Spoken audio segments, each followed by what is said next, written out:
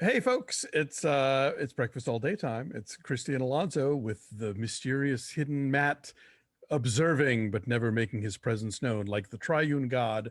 Uh Opening exclusively in theaters. No, do not smite me.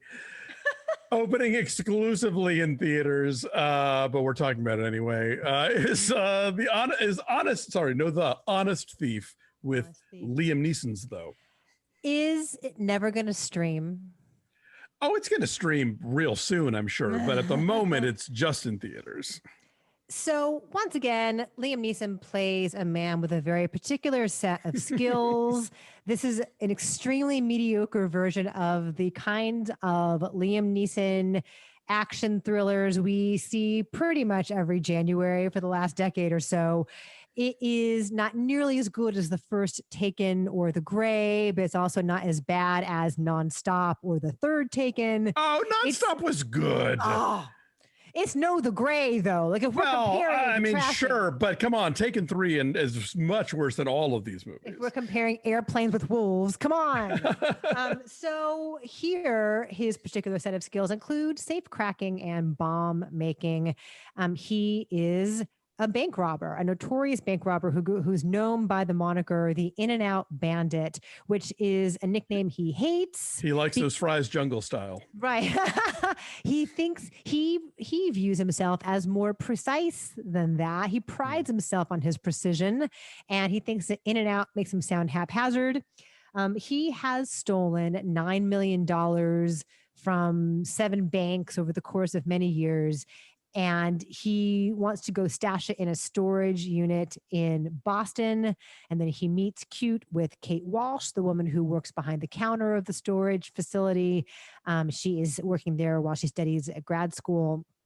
And he falls in love with her. And the love of a good woman inspires him to want to go straight. But he's got all that money. He's got all $9 million stashed away in there. And rather than just turn it in anonymously, because he's an honest thief, he wants to turn himself in. And hopefully by being cooperative, he will do the minimal amount of time and he'll be close to Kate Walsh still and they can begin a life together. But it does not go that well. And the FBI agents who show up to interview him double cross him. They have, first of all, the main old school FBI guys that he calls, they don't believe him because they've heard so many confessions over the years. They send their underlings, played by Jay Courtney and Anthony Ramos, to go interview him. But Jay Courtney is just evil for some reason. Who knows why? He just is. And he says, let's take the money instead. And let's He's evil for $9 million. That's I guess, but it just kind of happens, all of a sudden. Oh, come on. He hands him the keys to the locker. You'll be like, oh, that's not a good idea. I would get a receipt first. I would like more character development in my middling Liam Neeson action thrillers. Anyway, this is okay. It's a lot of repetitive car chases. It's not a lot of character development. It's a bit of a waste of a pretty great supporting cast. Jeffrey Donovan is very good as one of the old school FBI agents who really is like the voice of reason and who really has a spine and is trying to get to the bottom of this. It's kind of an amusing running bit in which he inherited this scruffy little dog in his divorce, and he brings the dog with him wherever he goes.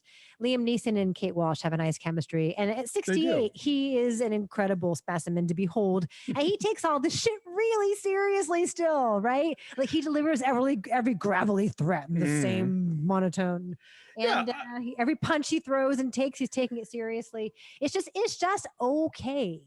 It is firmly okay. I agree with you on that.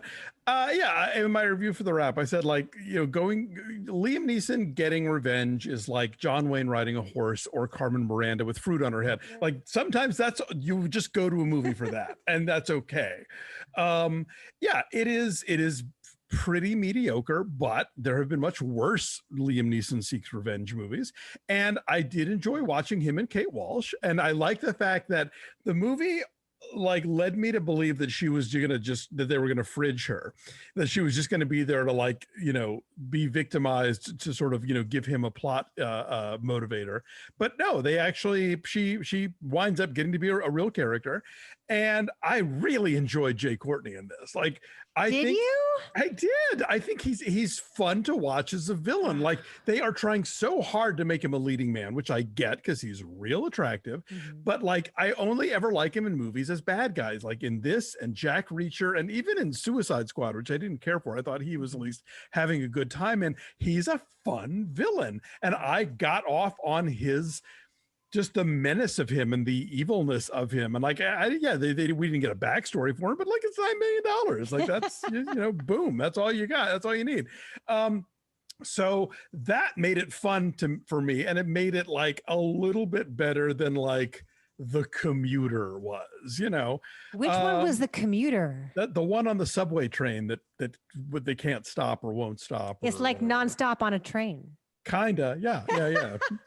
I've forgotten that one. I have to like, there was Unknown, right? The one where he gets the amnesia in the cab with January Jones. Yeah, that was not a good one. They all kind of run together after a while. Oh yeah, the plow one, the snow plow one. It's a remake of that Norwegian thriller. It's also about a snow plow. Yes, he's Mr. Plow. Yes, exactly. The walk among the tombstones, and there was the one like where he's dressed as Santa Claus at some point, and there was like a bunch of Irish Boston mobsters, and one gets killed in a steakhouse. They all blur together, and this one will blur together with all of those other ones too. But I liked Kate Walsh and I like Jay Courtney, and Liam Neeson, you're right, is bothering to do the work. So again, don't go to a theater for this, for God's sake. But in a month or so, when it pops up on iTunes or whatever, why not? I want to mention this is supposedly taking place in Boston, but they actually shot it in Worcester, which is 50 miles to the west along the Mass Pike. And it's too bad. I'm sure it was cheaper to shoot in Worcester, but like there are so many chases and so many like action scenes and shootouts that a place like Boston, which has so much character and so many like narrow diagonal streets, like that might have added an interesting layer of tension to this. Like Worcester is just blandly New England and could be anywhere. So I feel like it was a missed opportunity there. It could have been more interesting, but look, if you want to get your fill of Boston, Frederick Wiseman's City Hall is coming out very soon. And that's a big dose of Boston, trust me. Yes, just go watch Good Will Hunting again. There you go. What's your score? 4.5. It is okay. It is extremely mediocre. Okay, I gave it a 6.5 just because like I was entertained, but it's this will be that one. A couple years like that one with Jay Courtney and all the money in the storage locker, and I won't remember what it's called. So he's an honest thief. He wants to turn himself in. So honest. And the story of why he's a bank robber is really lame, by the way. Oh yeah, no, that's terrible. That was dumb for sure. That attempt at character development did not work. Also, we are continuing to not even bother to explain why he has an Irish accent. Like it's like Schwarzenegger. He doesn't. He still does. It's Boston. It's kind of like Schwarzenegger after a while. So it's like, okay, you're Austrian, but we don't care why. You just are. It's fine. Anyway, so that's a 5.5 from us. Thanks for watching. Like this video. Subscribe to our YouTube channel. Check out our social media: Instagram, Facebook, Twitter @BeFastAllDay, and of course visit patreon.com/BeFastAllDay. A lot of fun stuff over there. Wrapping up the current seasons of The Vow and Lovecraft Country. Mandalorian coming soon. So, you don't want to miss that. All right, you guys. Again, as always, thank you for watching. Have a great week. Take care of yourselves and each other. We'll see you next time. Thanks so much. Bye.